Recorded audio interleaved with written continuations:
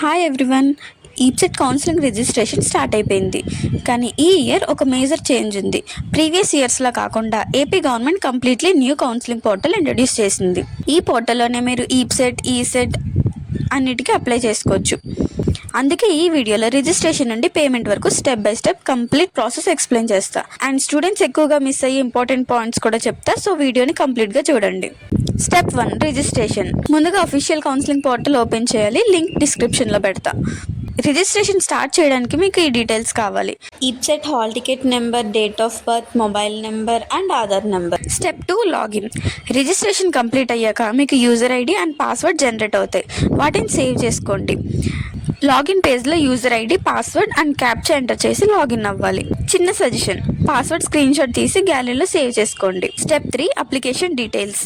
Login అయ్యాక application form open అవుతుంది. ఇక్కడ కొన్ని డీటెయిల్స్ వెరిఫై చేయాలి. కొన్ని డీటెయిల్స్ ఆటోమేటిక్గా ఫిల్ అయిపోతాయి. అవి గ్రే చేసి ఉంటాయి. కొన్ని మీరు మాన్యువల్గా ఫిల్ చేయాలి. Like region, category, minority status, parent details, address, local are non local, fee reimbursement eligibility, special category like NCC, sports, cab and so on. ఇలా అన్నీ కేర్ఫుల్గా సెలెక్ట్ చేయండి. Step 4 educational details.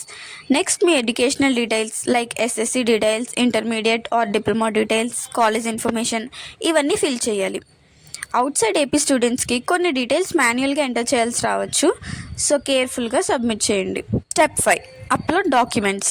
ఈ ఇయర్ ఇంకొక ఇంపార్టెంట్ చేంజ్: డాక్యుమెంట్స్ అప్లోడ్ చేయాలి.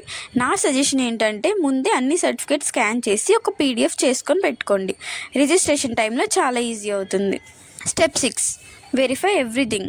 Submit చేసే ముందు ఒకసారి కంప్లీట్ అప్లికేషన్ చెక్ చేయండి.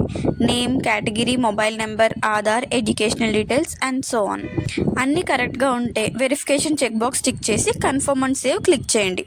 కన్ఫర్మ్ అయ్యాక ఎడిట్ చేయడం ఈజీ కాదు. Step 7 payment.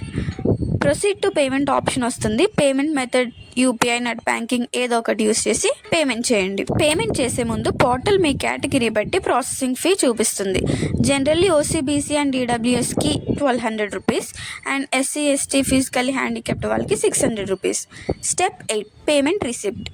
పేమెంట్ కంప్లీట్ అయ్యాక ఇమీడియట్గా పేజ్ క్లోజ్ చేయకండి. పేమెంట్ డన్ స్టేటస్ వచ్చాక రిసిప్ట్ డౌన్లోడ్ చేసుకోండి.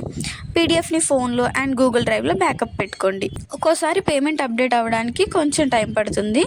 సో వర్రీ అవ్వకండి. ఇంకొన్ని ఇంపార్టెంట్ పాయింట్స్: గ్రే కలర్లో కనిపించే కొన్ని పర్సనల్ డీటెయిల్స్ ఆన్లైన్లో ఎడిట్ చేయడానికి అవ్వదు. అలాంటి కేసెస్లో మీరు హెల్ప్ లైన్ సెంటర్స్ని విజిట్ చేయాలి. అండ్ రిజిస్ట్రేషన్ మొబైల్లో కన్నా ల్యాప్టాప్ ఆర్ డెస్క్టాప్ నుంచి చేయండి. So EAPCET counselling registration complete process ఇది. ఈ వీడియో మీకు యూస్ఫుల్ అనిపిస్తే మీ ఫ్రెండ్స్కి షేర్ చేయండి.